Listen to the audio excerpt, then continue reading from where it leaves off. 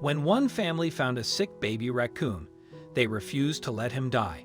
Instead, they dedicated themselves to his care in hope of releasing the animal back into the wild. But 1 year after his rescue, they had a huge shock in store. Cat Wag is an animal lover. In fact, she believes that she has a special bond with wild creatures and can instinctively understand their needs. So, when she and her family encountered an ailing raccoon one day in 2010, she knew that it needed their help. The animal in question was in the bad state, as the Wag family discovered him infested with parasites. And among the parasites were 2 big botfly larvae that had taken up residence in his ear. That wasn't the raccoon's only problem, however. According to Wag, the poor animal was suffering from abscesses and some injuries as well. He also had become severely dehydrated. They consequently went to the local wildlife officials to see what could be done to help him.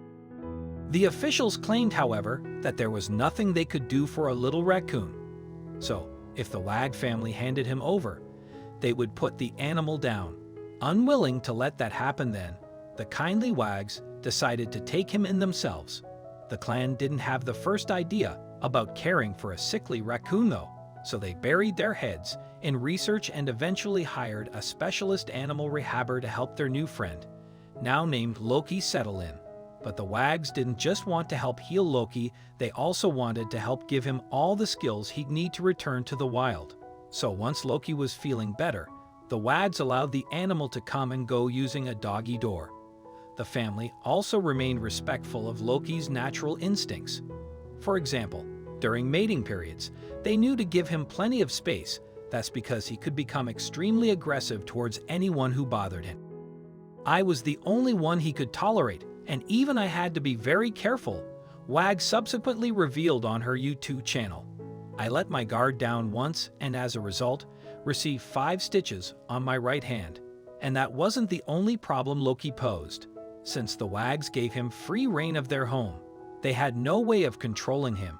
As a result, he soon gained a reputation for being rather destructive. I've had many valuables broken, fabrics ripped apart, and even a hole in the wall Wag revealed. I don't believe in caging animals, except for transport to the vet, or to sleep at night. Loki was never caged, he was always free to go as he pleased. Deep down though, the family knew that everything would be worth it if they could re-release Loki back into the wild.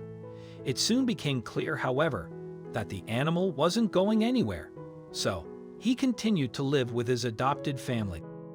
Most animals naturally respond to the call of the wild and leave their parents to live on their own, Wag explained.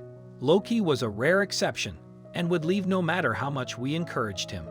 The Wags thankfully had the patience to cope with living with a wild animal under their roof, and eventually he did all the things normal pets do.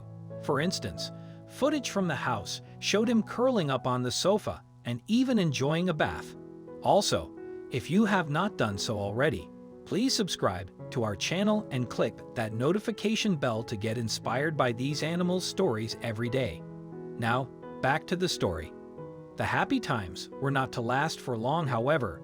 In May of 2011, just 1 year after they'd taken him in, the Wags took Loki for his parvo injection.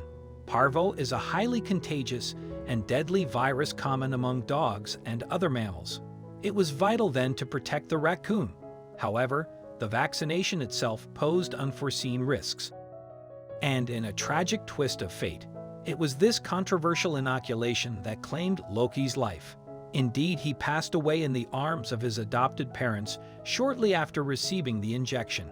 For those of you who've asked how Loki died, he had a fatal reaction to the distemper parvo-modified live MLV vaccine, Wag later revealed on YouTube. Had I known the risks associated with the MLV vaccine, I would have insisted on a recombinant vaccine, which is a much safer choice. Thank you all for your kind comments, she added, addressing Loki's online fans.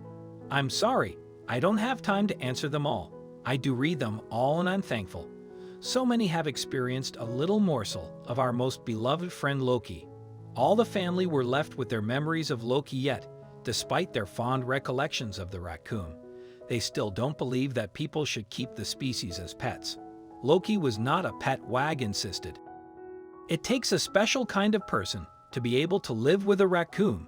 Too many people wouldn't have the patience, love, and understanding to give them the life they deserve and need, she added. So, I do not condone keeping wild animals as pets. If you like the video, please give it a thumbs up and consider sharing it with your friends and family. Thanks again, and we'll see you in the next one.